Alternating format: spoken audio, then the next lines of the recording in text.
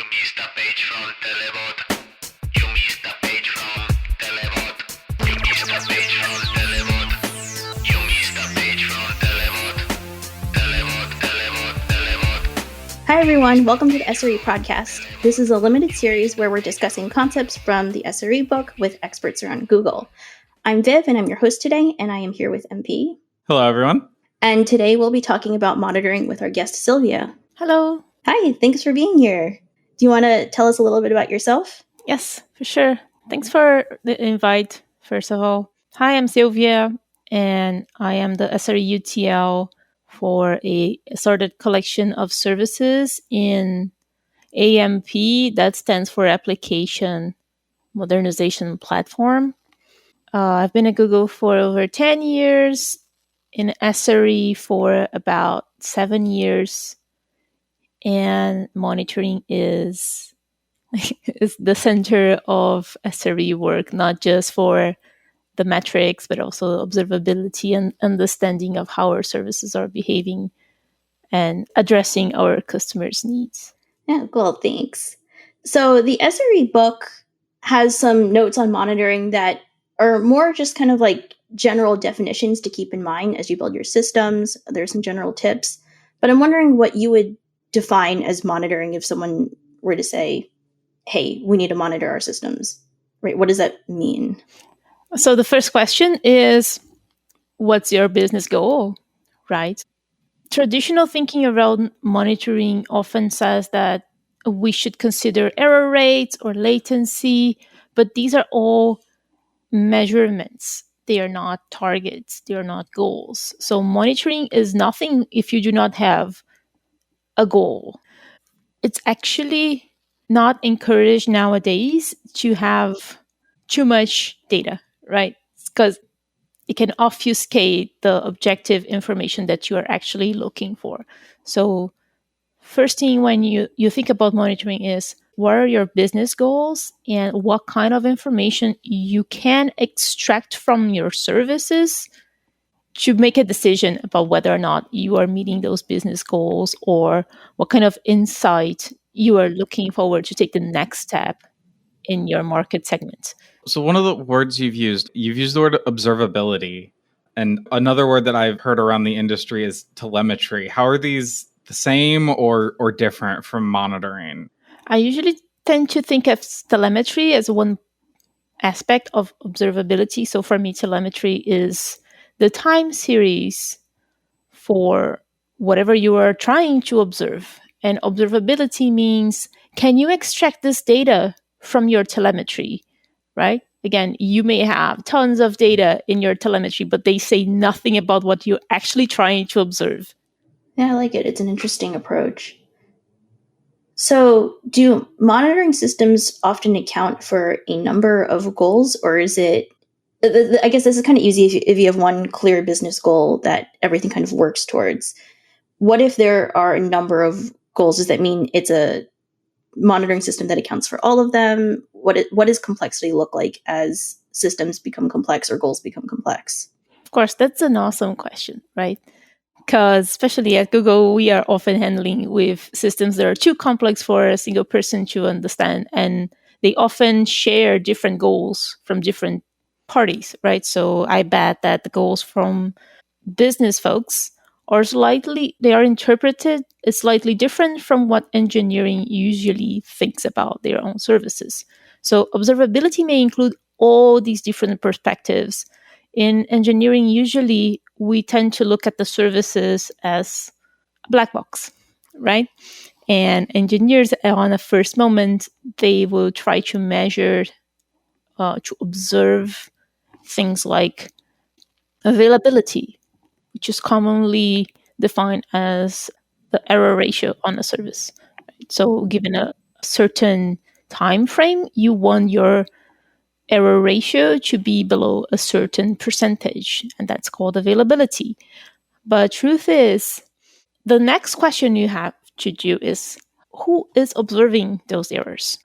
Are they observed by a single user? Is this user a critical user? Is this user intentionally generating errors for some reason? That's what they actually want.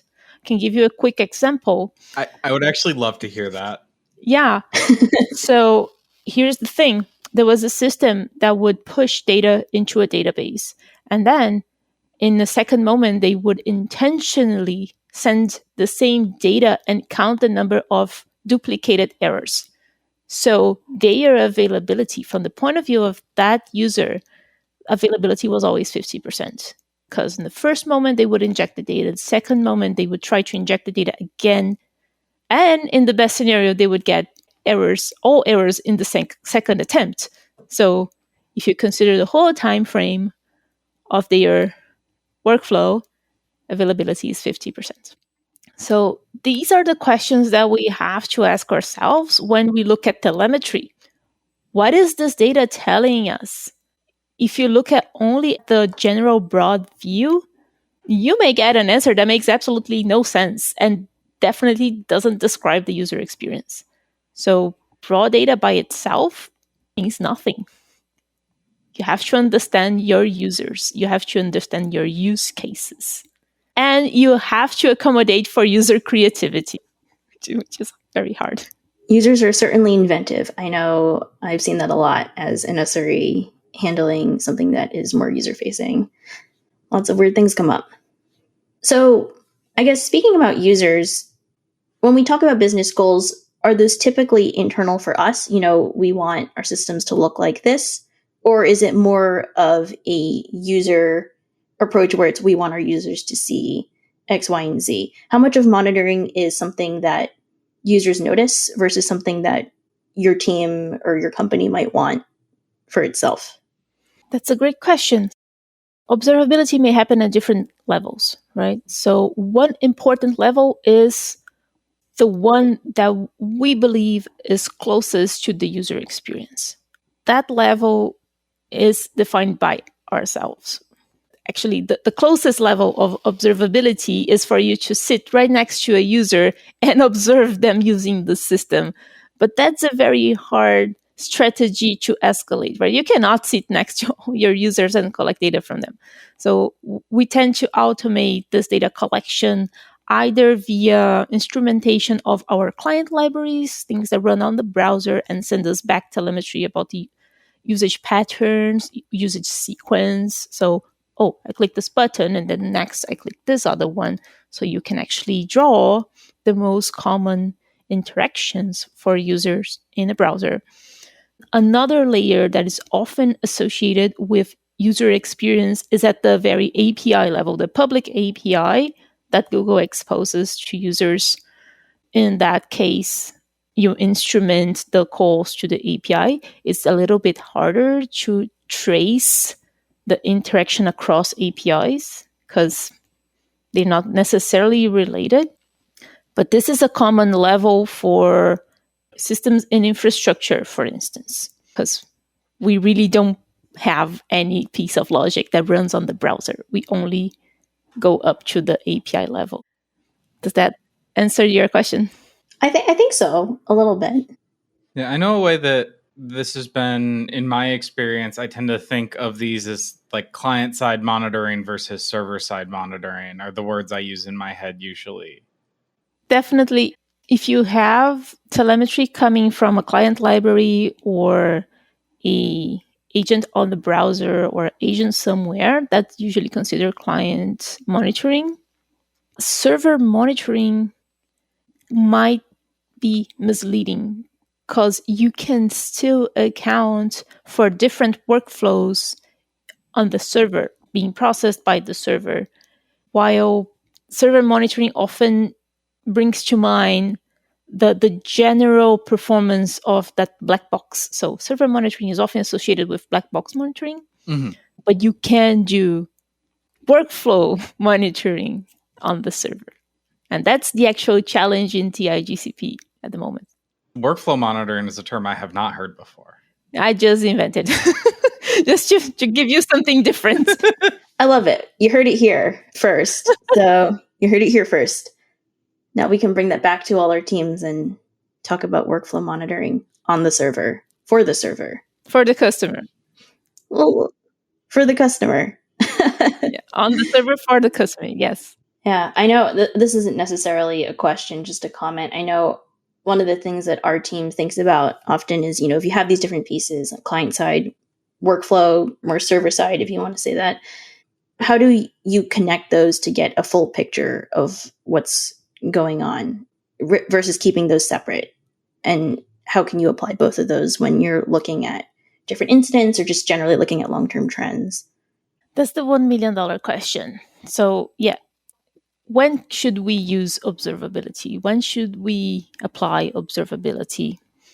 For me, there are two key moments when you need observability. One, as you mentioned, is during outages and incidents. You want to know how that outage is impacting your users. And that's a critical, detailed information that you must have at the time of the outage, right? Because you must provide a response to your customers saying, hey, yes, we are aware. We know that it's happening right here. We predict it's going to be fixed by then. There is another moment when you should take a look at observability, which is planning, strategic planning. And you don't have to do that like at the moment. You actually can look back in the past and observe trends. Look for evidence of new usage or new patterns, or even areas where your service may not be actually delivering what the user wants. You can actually find this, like the case that I gave before, when users would push new data and then the way for them to verify that the data was actually stored was to send it again and get errors. Maybe we should just send them a confirmation that the data was stored. They need to confirm that the data is stored. So they do that creative second push to make that verification. So observability can help you with that kind of insight. I was just thinking, in an ideal situation, when do you start thinking about monitoring when you're building a new service or system? Or I guess in your experience, I know monitoring is a core component of what you focus on. Is that something that you then apply, like you bring your approach to existing systems and involve that monitoring? Or is this, I don't know. I guess when do we think about it when it doesn't exist yet? Or when do we think about when to update it? So during any development process, there's one step, which is verification, right? So go to your users, ask them what they want, and then you have a fail fast iteration, build a model, MVP, check with them if that's what they want, implement it, invite your users to test your thing, and then you push to prod, right? Even after pushing this new feature to prod, you still have to check if the feature is actually working as intended for everybody. And if it's not working, what's the subset of users that is not having the good experience that you designed?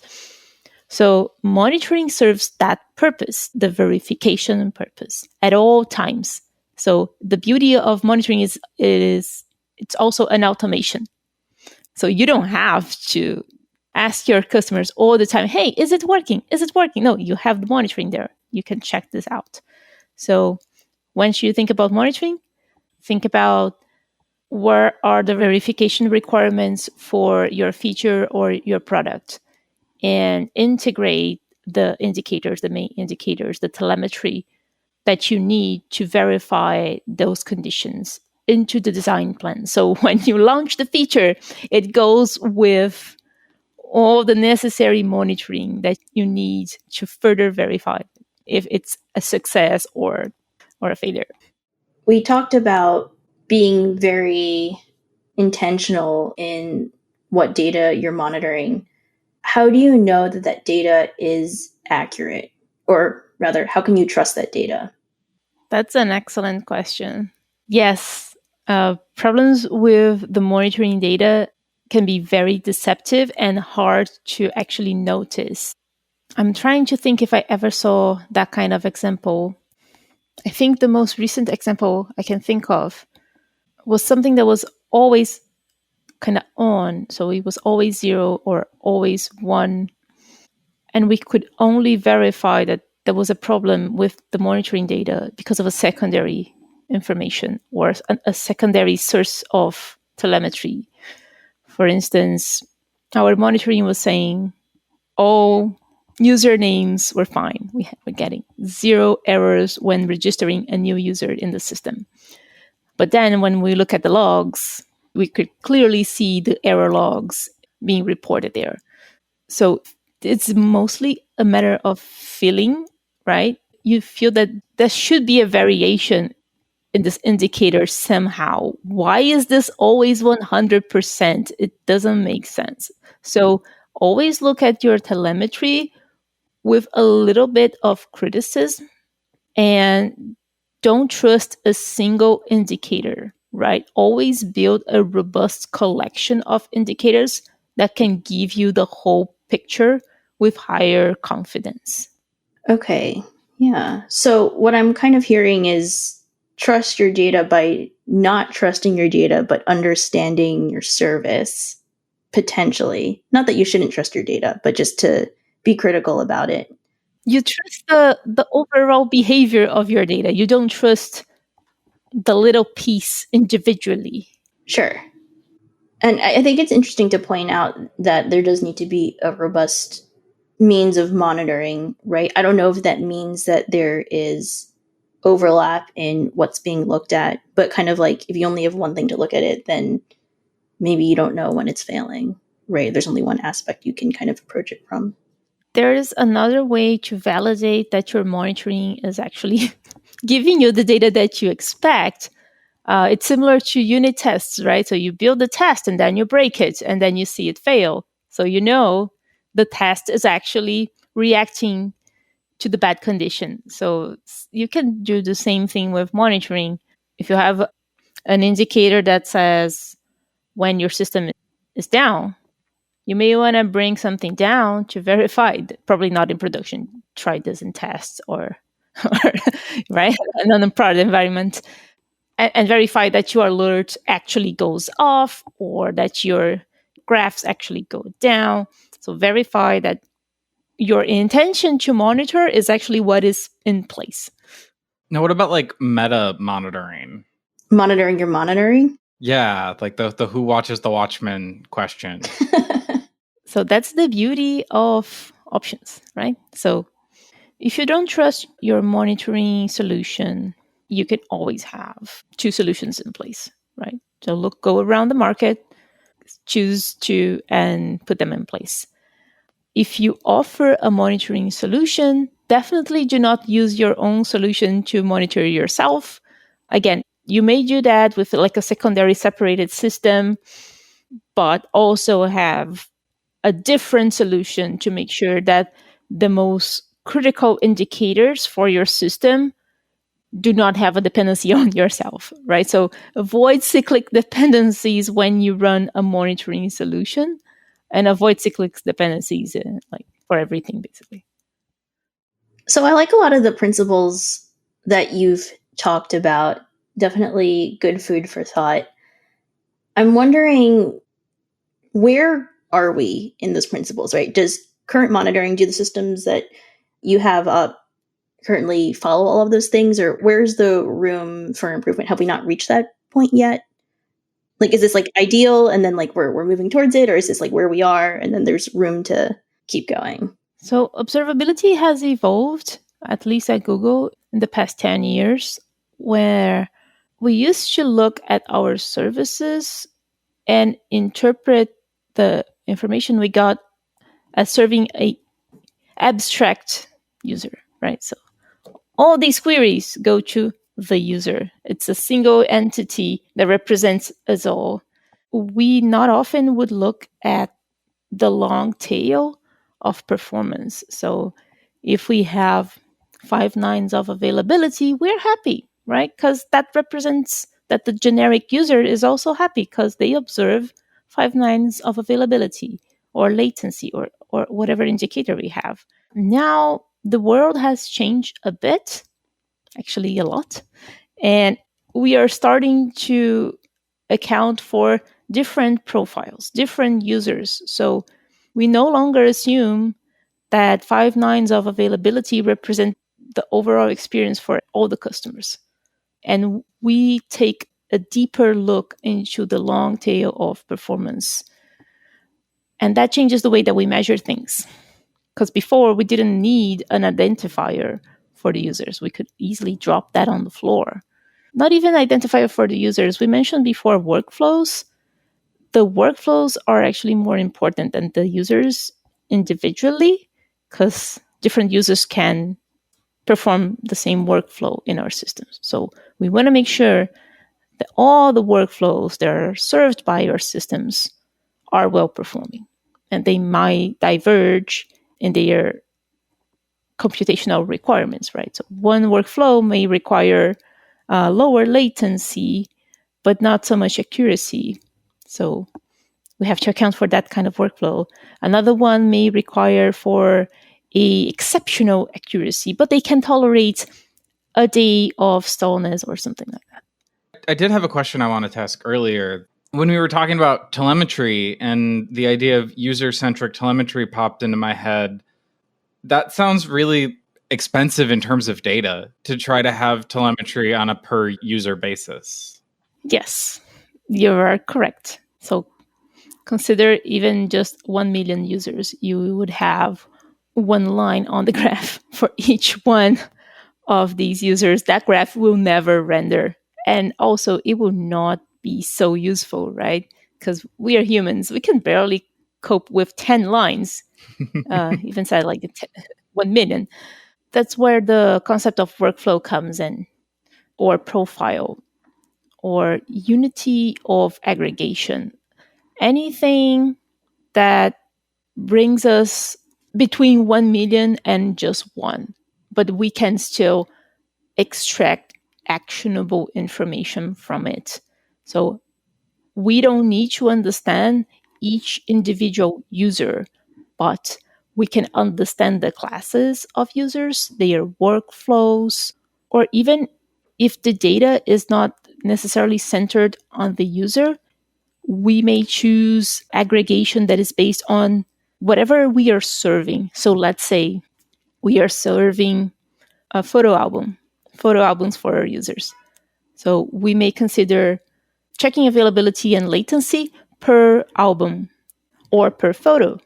But I think in that case, the album would be more interesting. So we can see how many albums are healthy, right? We don't need to know exactly which user is looking at the album, but we can count how many albums are healthy or are rendered within a second or so.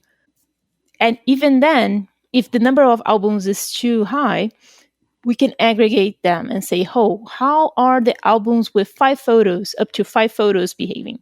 What's their performance? What's the performance of albums between 5 and 20 photos? And so forth. Makes sense.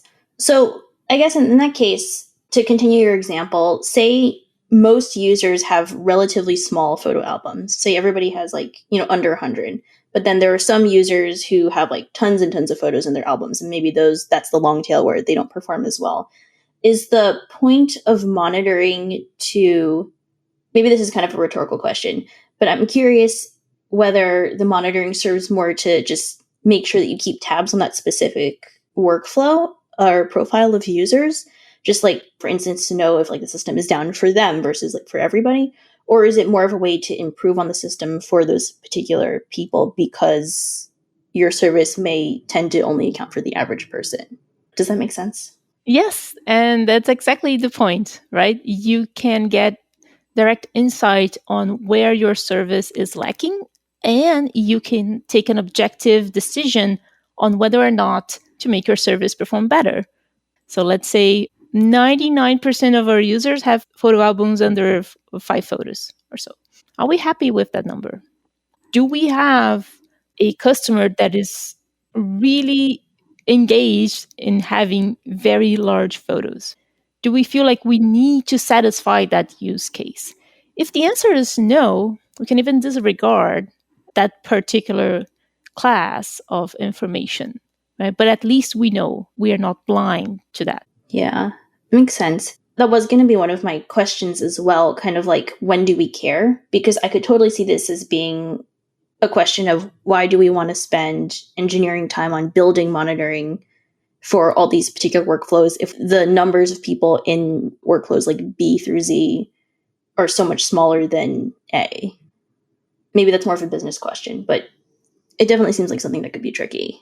Yeah, and we can also leverage this information to the business folks and help them decide on what's the next step. Well, I feel like to some degree we've danced around a buzzword, buzz abbreviation with talking about user-focused monitoring, which I guess those would be CUIs and CUJs. Critical user interactions and critical user journeys. Yeah.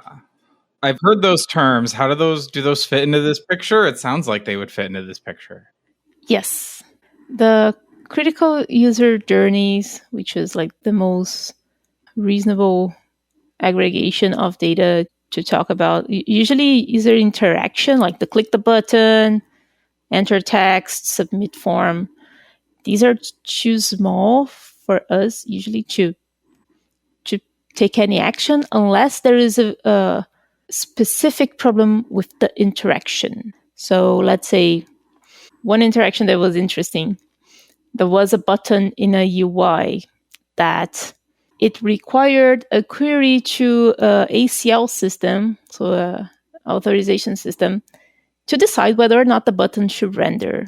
And the whole UI would hang, waiting for that authorization. So because the logic in the JavaScript require to know whether or not that button will show up, so they could like build the whole DOM. Needless to say that there were several users that were impacted by random outages or just like high lag in this authorization system, which was not designed for that kind of authorization, like constant authorization just to render a UI. So in that case, the click on the button or just the sheer visualization of the button was a problem to the user. But that's usually very rare. Just to let it noted here, the solution for that is, render the button anyway. And if the user clicks the button, then you decide what should happen then. You can even show an authorization error or so, but do not block the rendering of the UI based on a single authorization. Just so folks know about this. In general, you are after an experience, right? Because the experience accounts more for the performance than a single event. And in the same way that you can think of someone sitting in front of a computer and trying to send an email, click here, alter email, send button, the whole set of actions may trigger a collection of calls after the requests reach the API. So user is doing their thing on the UI, and then these trigger HTTP calls to the API. These HTTP calls are converted into internal requests to the backend of that API, and that backend, in its turn, sends a bunch of other requests to adjacent systems. So all this stack of calls will impact the user journey, right? Not just the call to the API, not just the click on the button, everything. So when something goes wrong, it's really difficult, oftentimes, to understand what went wrong, because there was no problem with the backend to the API. There was no problem with the browser. JavaScript was fine. So what went wrong? You want to know what were the calls that can impact that user experience. One way of doing that is to build a breadcrumb trail across your systems. So every time you get a request from the user, you annotate it with individual ID and you propagate that ID across all the other spawned requests. This is extremely expensive, so you may want to try to do this via some kind of sampling, or if you know that you have a problem with a specific journey, then you turn this on. You apply this for that specific journey. Yeah, I definitely see why user journeys are a good thing to focus on and why maybe that's the, perhaps, I don't want to say new frontier, but kind of the new thing for monitoring to kind of lean into what the experience is like. This goes along with a lot of the things I think we just generally talked about in this episode. MV, do you have other questions you want to chat about before we wrap up? I think I'm all set. I think that was a really fascinating discussion. Cool. I really enjoyed that. I'm really glad you came to talk to us about your ideas on monitoring, maybe where it's going, telemetry, observability, workflow monitoring. Lots of great things in this episode. So thank you so much for coming and having this chat with us. Yeah, it was super fun. Thank you so much for the invite. Thanks so much for tuning in to the SRE podcast, and come back next time for episode 3 on alerting. You missed a page from Telebot.